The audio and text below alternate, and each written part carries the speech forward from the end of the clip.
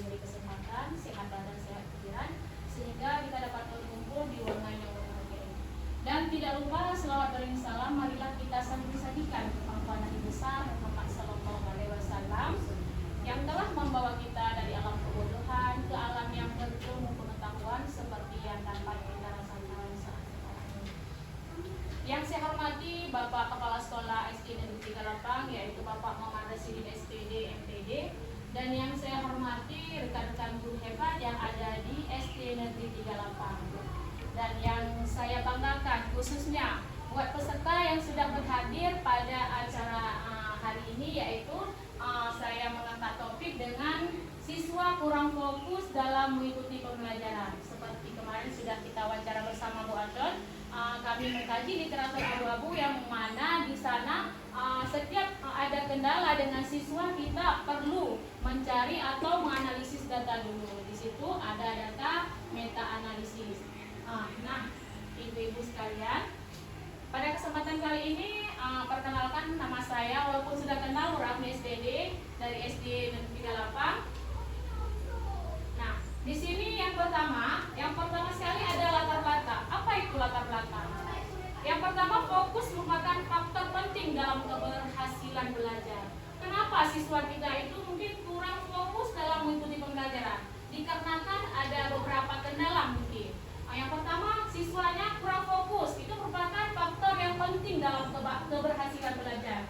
Jika siswanya tidak fokus, pasti yang akan kita harapkan tentunya siswa itu tidak ada keberhasilan dalam mengikuti pembelajaran kita. Dan yang kedua, sebagian siswa mengalami kesulitan mempertahankan perhatian. Kan ada sebagian di saat kita menjelaskan pembelajaran di dalam kelas, ada sebagian siswa kan dia bengong, ada sebagian siswa lagi asik bermain. Di situ nampak dari kurang fokusnya dalam mengikuti pembelajaran kita.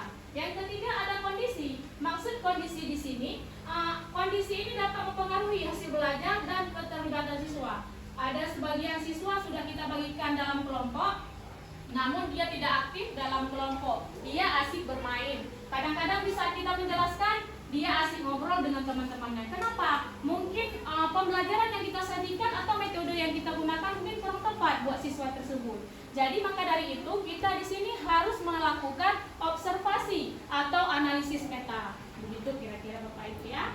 Selanjutnya ada rumusan masalah. Kita harus tahu dulu apa permasalahan siswa tersebut.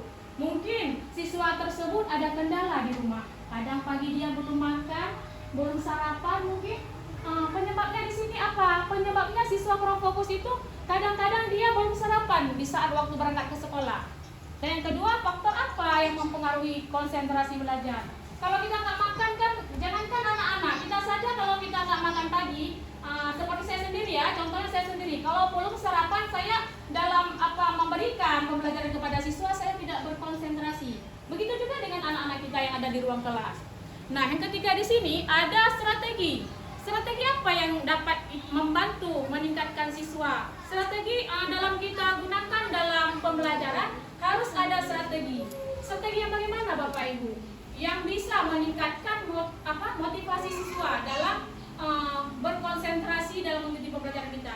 Kita sebagai guru harus mempunyai strategi dalam pembelajaran.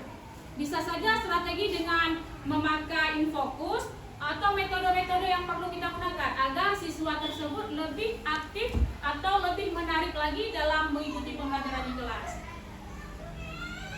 Selanjutnya ada faktor internal. Di sini ada dua faktor internal dan eksternal. Yang kita bahas dulu faktor internal. Yang pertama, siswa kita mudah lelah. Kadang-kadang di saat kita menyajikan pembelajaran di kelas, siswa kita kelelahan. Mungkin kelelahan apakah itu dalam menyajikan tulisan di papan tulis terlalu banyak sehingga siswa kita lelah dalam menulis. Yang kedua, motivasinya rendah. Dia tujuannya ke sekolah mungkin motivasinya untuk jajan atau untuk bermain. Di sini perlu kita tingkatkan motivasi siswa dengan melakukan berbagai pendekatan ke siswa tersebut. Dan kondisi emosional, kadang-kadang siswa di sini kan tidak terkontrol emosionalnya, bahkan dengan kawan-kawannya mungkin di sini sering terjadi di sekolah kita. Kadang-kadang siswanya kan tanpa memikirkan hal yang panjang lalu langsung refleks dengan emosional yang dia tidak bisa dikendalikan. Dan yang keempat yaitu ada gaya belajar berbeda. Di setiap siswa ini ada gaya belajarnya berbeda. Semua siswa di sini tidak sama. Ada yang sebagian siswa gaya belajarnya mungkin kurang. Ada satu siswa lagi mungkin gaya belajarnya berbeda lagi. Berbeda siswa, berbeda gaya belajarnya. Tidak sama nih Bapak Ibu ya. Nah, ini dia faktor eksternal. Bagaimana faktor eksternal itu? Yang pertama ada lingkungan kelas yang kondusif. Maksud di sini lingkungan kelas yang kondusif itu lingkungan yang nyaman. Bagaimana siswa bisa mendapatkan pembelajaran kita dengan bagus? Kita ciptakan dulu lingkungan belajar kita di dalam kelas yang kondusif, dan lingkungan belajar di pekarangan sekolah harus bersih juga, sehingga dalam mengikuti pembelajaran siswa lebih antusias karena lingkungan belajarnya sudah disediakan sedemikian rupa. Yang kedua, gangguan teman. Nah, di sini sering terjadi gangguan dari teman. Saat siswa sedang menulis, ada teman yang satu lagi mengganggu dia. Makanya fokus kurang dalam pembelajaran ini masih kurang di sini. Karena mungkin dari teman-temannya suka iseng-iseng sama kawan-kawannya, kadang-kadang mengambil pulpen teman. Nah, di situ sering terjadi di kelas. Dan yang ketiga ada metode pembelajaran monoton. Metode pembelajaran monoton di sini, pembelajaran kita sajikan mungkin itu saja, monotonnya bukan monoton itu saja. Kadang-kadang siswanya di sini ada sebagian jemu mungkin dalam pembelajaran kita. Bisa kita berikan metode pembelajaran seperti menjadikan alat peraga, seperti mendiamkan fokus, atau memberikan video-video pembelajaran yang mudah dipahami oleh siswa kita. Yang keempat ada penggunaan media kurang menarik. Kadang-kadang siswa kita kan cepat jemu dalam mengikuti pembelajaran. Mungkin media yang kita gunakan kurang menarik. Sekarang coba dari yang sudah kita pelajari kemarin di kajian literatur, kita analisis dulu. Yang mana menurut siswa kita yang bisa menarik dalam mengikuti pembelajaran, media yang kita gunakan seperti apa? Kita juga harus mencari tahu dengan kajian literatur atau dengan meta analisis. Kita observasi dulu siswa tersebut.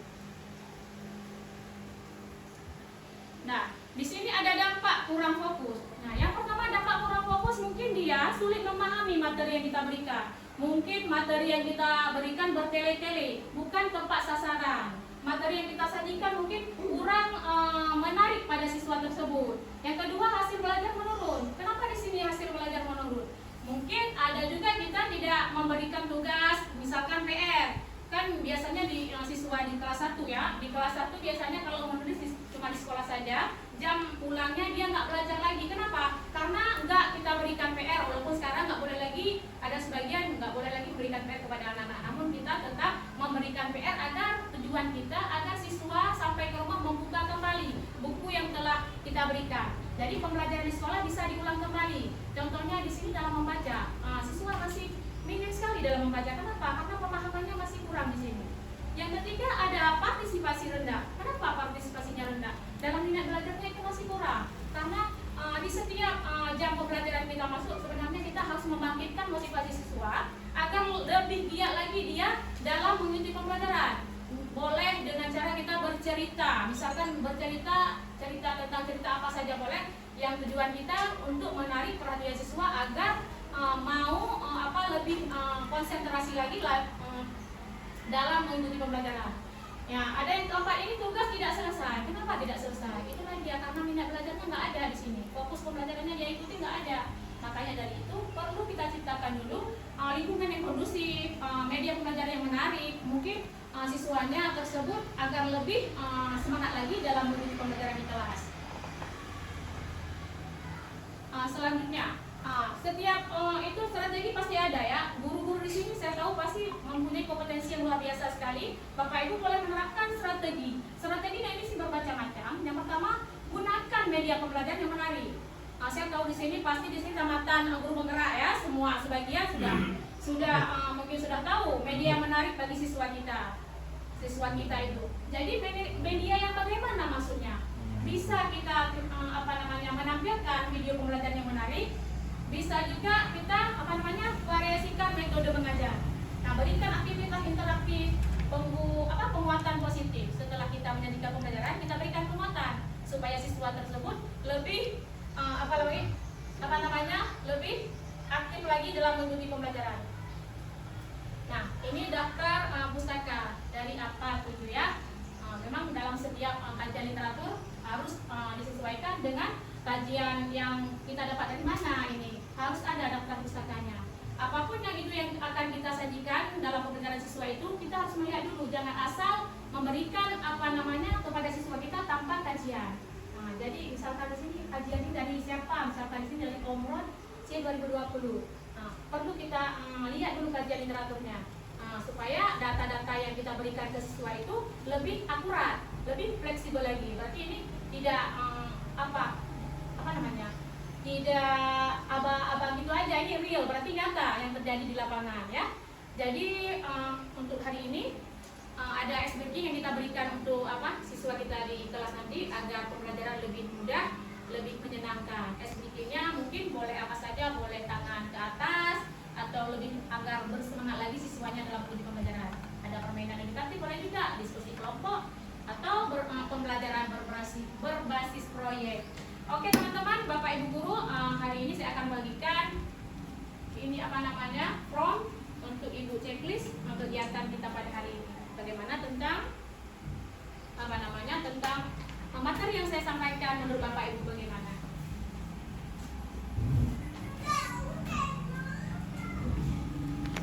Silakan Bapak Ibu isi ya formnya.